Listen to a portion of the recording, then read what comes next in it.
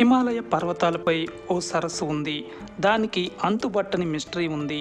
ఆ లేక్ దగ్గరకు వెళ్ళాలంటే నడిచి వెళ్ళాల్సిందే, వేరే దారి లేదు. అంతేకాదు, దాని చుట్టుపక్కల మనుషులెవరూ నివసించట్లేదు. కానీ ఆ సరస్సులో 300కు పైగా అస్థిపంజరాలు బయటపడ్డాయి. వాటిని గమనిస్తే వారంతా అత్యంత దారుణంగా చనిపోయారని అర్థమవుతుంది.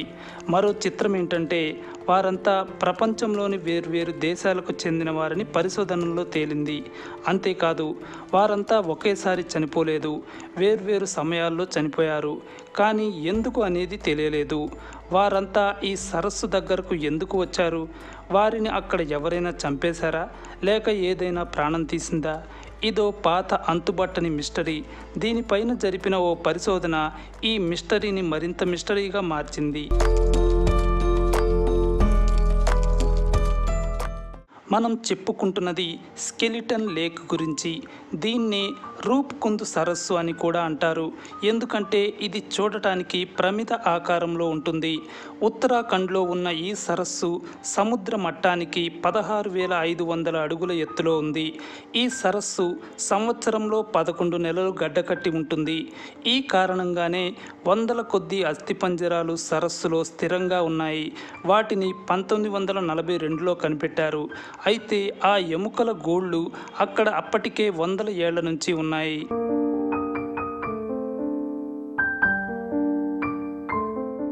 ఈ అస్థిపంజరాలు ఎవరివి? వారు అక్కడికి ఎలా వచ్చారు? ఎందుకు చనిపోయారు అనే ప్రశ్నలకు చాలా రకాల అంచనాలు ఉన్నాయి. ఓ అంచనా ప్రకారం ఆ అస్థిపంజరాలు జపాన్ సైనికులవి. యుద్ధ సమయంలో వారు పర్వతాల నుంచి వెళ్ళి ఉంటారనే అంచనా ఉంది. 2004లో దీనిపై ఫోరెన్సిక్ పరీక్షలు జరిపినప్పుడు జపాన్ సైనికులు అనే అంచనా తప్పని తేలింది. ఎందుకంటే అక్కడ ఎలాంటి ఆయుధాలు లేవు. అంతేకాదు, చనిపోయిన వారిలో పురుషులతో పాటు మహిళలు ఉన్నారు. మరో అంచనా ప్రకారం వారంతా స్థానిక యాత్రికులు కావచ్చు. వారు ఆ సరస్సు వైపుగా తమ యాత్రను సాగిస్తూ ఉండవచ్చు. ఎందుకంటే ఈ సరస్సుకి దగ్గరలోనే నందాదేవి రాజ్ జాట్ యాత్ర జరుగుతుంది. ఇది ప్రతి 12 సంవత్సరాలకు ఓసారి ఉంటుంది. 3 వారాల పాటు సాగే ఈ యాత్రకు ఈ సరస్సు వైపుగా దారి ఉంటుంది. అయితే యాత్ర కోసం యాత్రికులు వెళ్తుండగా భారీ వడగళ్ల తుఫాను వచ్చి వారంతా చనిపోయి ఉంటారనే అంచనా ఉంది. ఎందుకంటే వారి పుర్రెలు, ఇతర ఎముకలకు బాగా గాయాలున్నాయి.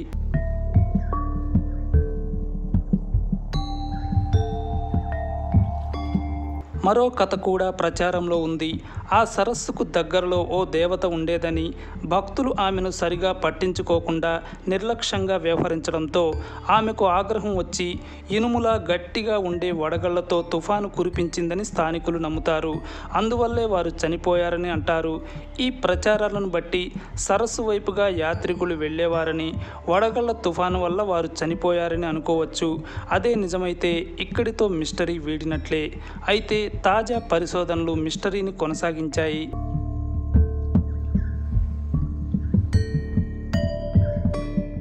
1990లో ఏన్షియంట్ డిఎన్ఏ అనే టెక్నాలజీ వచ్చింది.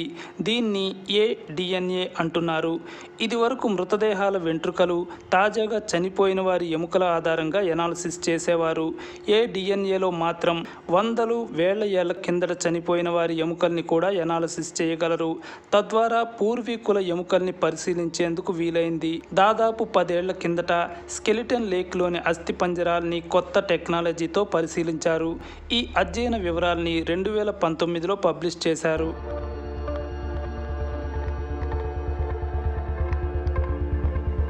ప్రపంచవ్యాప్తంగా వేర్వేరు యూనివర్సిటీలకు చెందిన సైంటిస్టులు సరస్సులోని 38 శవాల ఎముకల్ని పరిశీలించారు.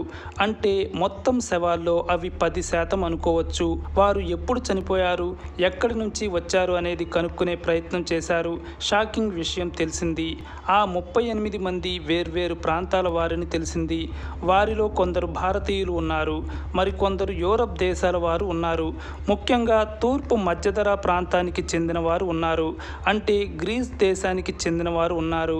అలాగే క్రెట్ అని పిలిచే దీవికి చెందిన వారు ఉన్నారు. ఒక శవం మాత్రం తూర్పు ఆసియాకి చెందిన వ్యక్తిదిగా తేల్చారు. మరో షాకింగ్ విషయం ఏంటంటే చనిపోయిన వారంతా ఒకే సమయంలో చనిపోలేదు. భారత్కి చెందిన వారు 9వ శతాబ్దంలో ఆ సరస్సు దగ్గరకు వచ్చారు. అయితే వారంతా 9వ శతాబ్దంలో ఒకేసారి చనిపోలేదు. అదే శతాబ్దంలో వేర్వేరు సమయాల్లో చనిపోయారు. ఇక మధ్యధరా ప్రాంతం, తూర్పు ఆసియా ప్రాంతవాసి 1000 ఏళ్ల తర్వాత అంటే 19వ శతాబ్దంలో ఆ సరస్సు దగ్గరకు వచ్చారు. మరో చిత్రం ఏంటంటే వారంతా ఒకే సమయంలో చనిపోయారు. మొత్తంగా తేలింది ఏంటంటే ఆ సరస్సులో వారంతా ఒకేసారి చనిపోలేదు. పైగా వారంతా ప్రపంచంలోని వేర్వేరు ప్రాంతాల వారు. వారంతా అక్కడికి ఎందుకు వచ్చారు, ఎందుకు చనిపోయారు? 9వ శతాబ్దంలో కొందరు, ఆ తర్వాత 19వ శతాబ్దంలో మరికొందరు ఎందుకు చనిపోయినట్లు?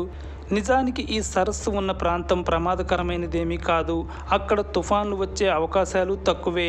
ప్రస్తుతం ఆ సరస్సు ఉన్న ప్రాంతం హైకింగ్ ప్లేస్గా ఉంది. అక్కడ ఏటా వేల మంది హైకింగ్ ట్రయల్లో పాల్గొంటున్నారు. ఇంతకీ గ్రీస్ వారు ఎవరు? వారికి ఈ సరస్సుతో పనేంటి? ఇలా ఈ సరస్సు ప్రశ్నలే తప్ప సమాధానాలు లేని మిస్టరీగానే మిగిలిపోయింది.